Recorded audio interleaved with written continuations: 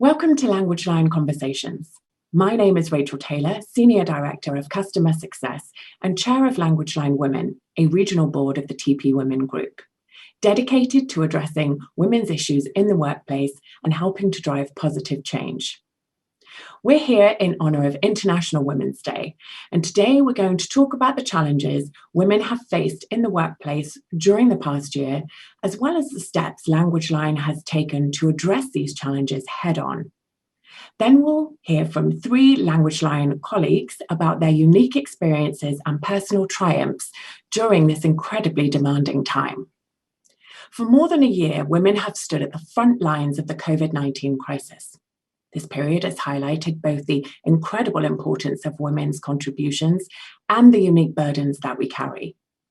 From a work standpoint, the push of job losses and the pull of caregiving at home has created a recession that has been far more impactful to women. Women have lost 5.5 million jobs since the onset of the pandemic. That's 1 million more jobs than those lost by men. And women's overall earnings have declined by almost 13%, almost double the decline experienced by men. At LanguageLine, we have had a front row seat to the challenges women have faced this past year, as more than 60% of our employees are women. Fortunately, we have not had the job losses that many have experienced. In fact, we have had job gains for women. To discuss LanguageLine's approach to the past year, we welcome our President and CEO, Scott W Klein. Scott, thank you for joining us. Rachel, thank you for having me. This is such an important topic, and I'm glad that we were able to have this conversation. Thank you. Scott, what has LanguageLine done to specifically address the challenges women face during the pandemic?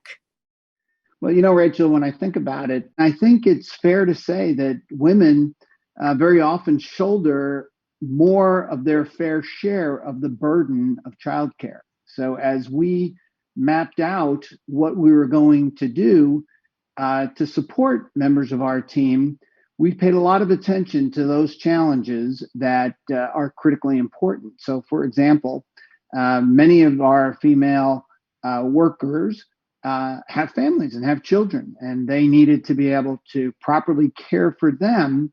So what we did when we sent everybody home is we made sure that everybody knew that we had some flexibility. If they needed to adjust their hours, they could do so. If they needed to alternate different responsibilities that they were taking care for, we would help them do so. And the good news is our business has gone on interrupted. And as you mentioned in your opening statement, we've actually significantly grown the number of women employees that are now part of the LanguageLine team. Okay, so Scott, last week you sent a note to all our traditionally office-based employees, letting them know that the date to return to the office has been pushed out. Could you give us some insight into what drove that decision? Yeah, thanks for asking, Rachel. The reason we chose July 12th was because by then there'll be no ambiguity about the school year, at least for the current school year. In addition to that, the availability of the vaccine will be much more widely distributed by that time.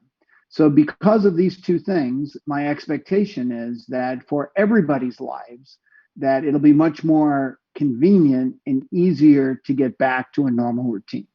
Scott, why do you think we have seen an increase in the number of female hires into the organization? Oh, that one is crystal clear to me. Our interpreters primarily pretty much all work from home. So there's a much higher degree of flexibility in order to accept a job working for LanguageLine Solutions. And I'm quite confident that many of the women that have joined our team during the pandemic were doing so because whatever their previous employment was didn't afford them that same level of flexibility. Thank you, Scott, for your continued support of LanguageLine Women. My pleasure. And Rachel, thank you very much for taking this important leadership role in our organization. Take care. Thank you. The pandemic has touched the women of LanguageLine in a number of ways.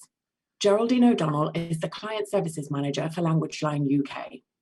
She has managed her heightened responsibilities at work while also raising 3 young boys, currently homeschooling.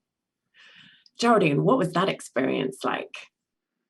Well, like so many of us, the pressure I felt, especially at the start of the pandemic, was really immense. I felt an enhanced sense of responsibility towards my team, my children, and obviously our clients.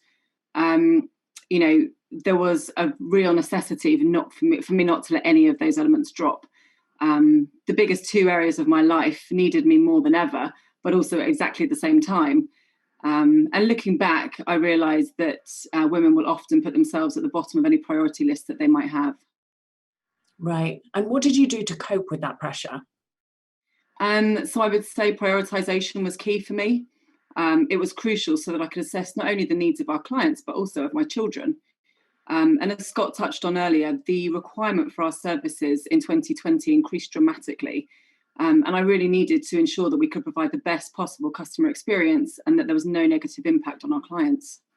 Right. And how did LanguageLine help you during this period?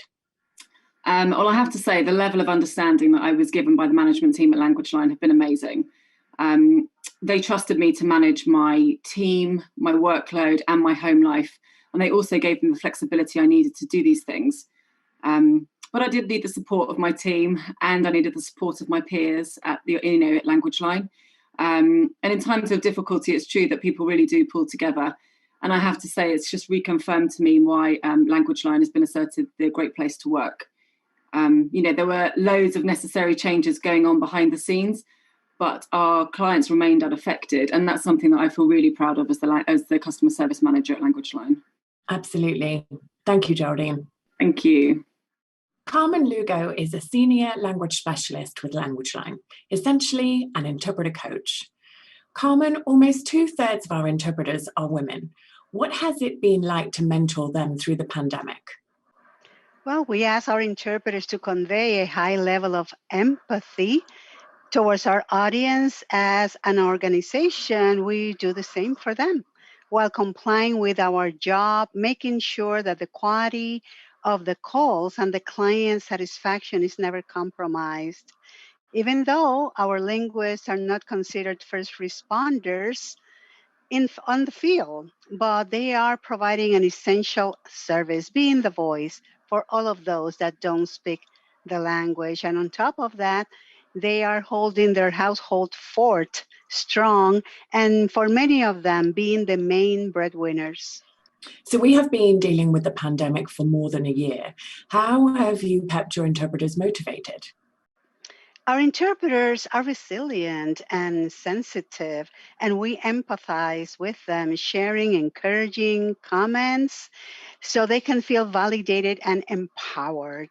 They are being part of the history, and their gift to communicate is making a difference to many and giving them a sense of ownership and commitment that translates in a unique experience for all.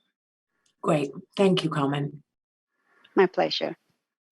Lulu Sanchez is Director of Implementation at LanguageLine, which means she helps our clients maximize the services available to them. Lulu, you were on the front lines in the early days of the pandemic. Can you tell us what that was like? Well, Rachel, since about 99% of the work that we do is supporting hospitals, you can imagine how I felt. At the beginning of the pandemic, there were so many unknowns that caused me to go through multiple levels of fear. Fear for my team, fear for my family, even fear for myself. Why? Because I felt responsible for their safety and well-being. However, when the clients started to reach out to us needing to support their language services program, and in the same conversation, they also expressed their fears, I realized that I needed to turn my fears into actions. So how exactly did you get support at LanguageLine to address those fears and turn them into positive actions? So our clients had a huge need with language services, like they needed more equipment, they needed more training for the staff. So then I had to discuss that with my boss, David Fair, and we put our thinking hats to figure out how we could get support for our clients and ensure the safety and well-being of my team. So then from there, we went to human resources and stated our needs. And they supported us with sourcing PPE, putting training together, drafting policies, and defining and developing guidelines to make sure that our teams were knowledgeable and safe when they were in the field. Thank you, Lulu. We really appreciate everything you've done over the past year. Welcome. Thank you to Scott Klein, Geraldine ODonnell, Carmen Lugo, and Lulu Sanchez for joining us for this Language Line conversation.